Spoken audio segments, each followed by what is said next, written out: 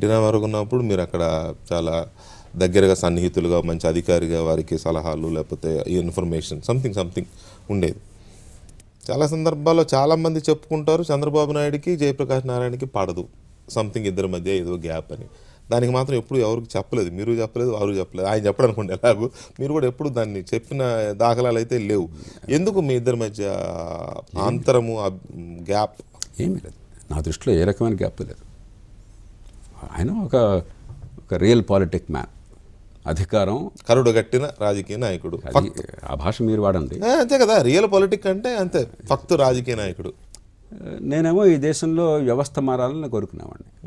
కాబట్టి సహజంగానే మంచి సంబంధాలు ఉంటాయి, చాలా విషయాల్లో భిన్నాభిప్రాయాలు ఉంటాయి, సహజం. అంటే ఎన్టీఆర్ సీఎంగా ఉన్నప్పుడు మీరేమో ఆయన పర్సనల్ ఆఫీసర్, అంతే కదా? ఆయన పర్సనల్ ఆఫీసర్ నేను కాదు, సెక్రటరీ చీఫ్ మినిస్టర్. అదే సార్, అదేనండి, సెక్రటరీ చీఫ్ ప్రభుత్వానికి కార్యదర్శి నేను ముఖ్యమంత్రికి కార్యదర్శి, మీరు ప్రభుత్వ కార్యదర్శిని. అదే సార్, ప్రభుత్వ కార్యదర్శి ముఖ్యమంత్రికే కదా. దేశంలో ఇదంటే ఏంటంటే ఏదో మనకి స్పష్టత లేదు.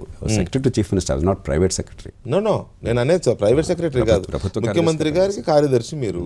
ఇటువైపు చూస్తే ఈయన ఒక ప్యారలల్ ఏదో వ్యవస్థ నడుస్తూ ఉండేది అప్పట్లో అని చెప్తారు. నాకంత పెద్ద రాజకీయ ఆయన చుట్టూ ఉన్నాడు కండి, నేను ముఖ్యమంత్రి కార్యదర్శిగా ఉన్నాడు. ఏనాడైనా చంద్రబాబు నాయుడు గారిని అగౌరవపరచడం కానీ, ఆయనకు అన్యాయం చేయడం కానీ, లేకపోతే మరి అక్కడ పక్షపాతాలు చూపెట్టడం కానీ ఏమన్నా జరిగిందేమో. 20 ఏళ్ళనే కదా, ఒక్క మనిషిని ఒక్కనాడమని చెప్పండి. 21 ఏళ్ళేంది కదా జరిగిపోయేది. ఒక్క మనిషి ఒక్కనాడైనా సరే జేపీ గారు ముఖ్యమంత్రి గారితో సన్నిహితంగా పనిచేస్తున్న కాలంలో, ఆయన మాట వేదవాక్కుగా ఉన్న కాలంలో ఒక్కనాడు పక్షపాతంతో, అన్యాయంగా, లేకపోతే పెడసరంతో, అహంకారంతో ఫలానా వాళ్ళని అవమానించారు, ఫలానా వాళ్ళకి అన్యాయం చేశారు, లేకపోతే ఫలానా పక్షపాతం చూపెట్టారని ఒక్క మాట ఒక్కడని పొరపాటున అన్న సందర్భం చూపెట్టాను. అంతకంటే వేరే చెప్పాల్సిన అవసరం లేదు, అనరు. కాబట్టి my life is my message, నేను మాట్లాడాల్సిన అవసరం లేదు. ఓకే, మీ నడవడికే మీకు మెసేజ్. కానీ ఎందుకో ఒక దశలో తెలుగుదేశం పార్టీ నాయకులు కానీ, లేకపోతే చంద్రబాబు నాయుడు గారు, ఇప్పుడు వాళ్ళ నాయకులు మాట్లాడతారంటే ఆయనకి చెప్పకుండా మాట్లాడరు, ఆయన తెలియకుండా మాట్లాడరు కదా. ఒక దశలో మీ మీద ఒక చిన్న సైజు యుద్ధం ప్రకటించారు. అంటే ఆ గత తాలూకు ఆ కోపము అదంతా ఇప్పుడు చూపిస్తున్నారా? గతం అనేది కానే కాదు. ప్రతి పార్టీ నన్నపనే రాజకుమార్ని, రేవంత్ రెడ్డిని పూర్తిగా మీ మీద వదిలేశారు అప్పట్లో. వాళ్ళని అడగండి, మీరు నన్ను అడగడం కాదు కదా. ఇప్పుడు ప్రతి పార్టీకి కూడా వాళ్ళ అంచనాలు ఉంటాయి. ఎన్నికల్లో ఓట్లు ఏమవుతాయని చెప్పని. ఇప్పుడు వెంకటకృష్ణ గారు వస్తే వెంకటకృష్ణ గారు ఒక 100 ఓట్లు ఆయనకు వస్తే అది నాకు లాభమా నష్టమా అని వాళ్ళు అంచనాలు వేసుకుంటారు.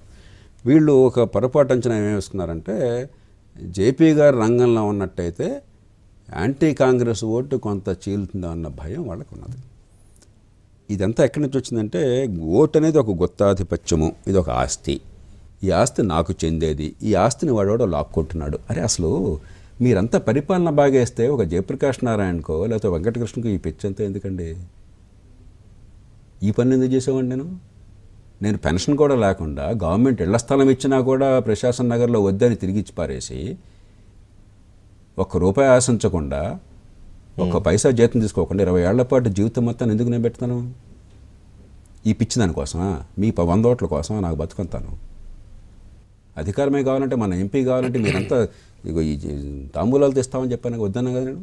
కానీ వాళ్ళు భయపడినట్టు జరిగిందిగా 2009లో ప్రజారాజ్యం ఒకవైపు, మీరు ఒకవైపు. వాళ్ళ గుత్తాధిపత్యమా? అదే గుత్తాధిపత్యం కాదు. 70 ఏళ్లలో ఎంతమంది అధికారులు, ఎంతమంది జేపీ గారు ఎవరు అధికారంలో ఉన్నారో నాకు అనవసరం. జేపీ గారు అది వాళ్ళ గుత్తాధిపత్యం కానే నాకు కావాల్సిన దేశంలో మార్పు. That's it.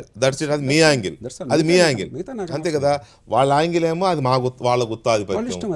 జేపీ వచ్చి మాకు దెబ్బ కొడతాడు, ప్రజారాజ్యం పేరుతో వచ్చి దెబ్బ కొడతాడు. ప్రజాస్వామ్యంలో ఎవరి హక్కు వాళ్ళది. That's it. కాబట్టి ఎలాగోలా బ్లేమ్ చేయాలి, లేదా నిజాలైతే నిజాలు కావచ్చు, మాకు తెలియదు.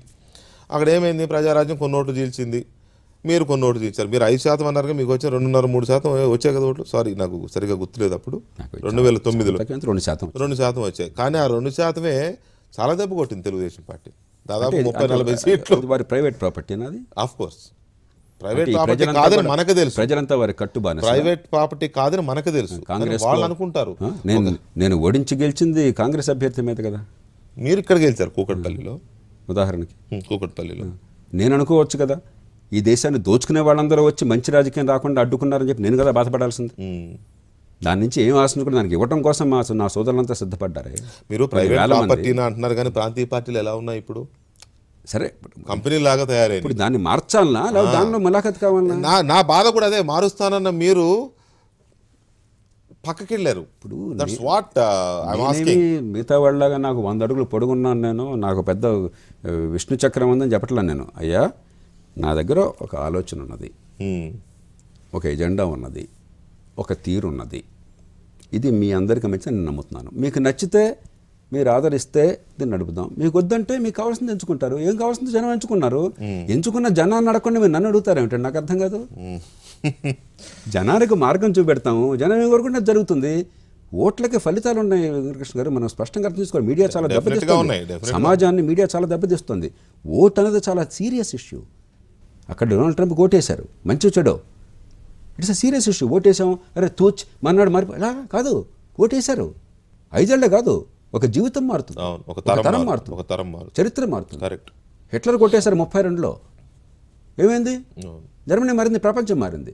కాబట్టి ఓటేస్తాను, తర్వాత తూచ్, ఆ క్షణంలో ఉద్రేకంతో వేశాను, ఆవేశంతో వేశాను, నమ్మేశాను, ఇది ఇంతేనో, ఏంటిది? నో, అది ప్రజాస్వామ్యంలో పరిణతి కాదు. Vote has consequences. ఓటికి పర్యవసానాలు ఉన్నాయి. మీరేమంటున్నారు? ఓటుకి పర్యవసానాలు లేవు, ఓటు అయిపోయినా మీరు నిలబడండి, ఓటేసినా వాళ్ళని పక్కన పెట్టినట్టు కాదు. ఓటేస్తే వాళ్ళకి అధికారం ఉంది, మంచి వచ్చాడు. ఓటు లేకపోతే మిమ్మల్ని వద్దన్నారు, మంచి వచ్చాడు. That's all. Let the future be revealed.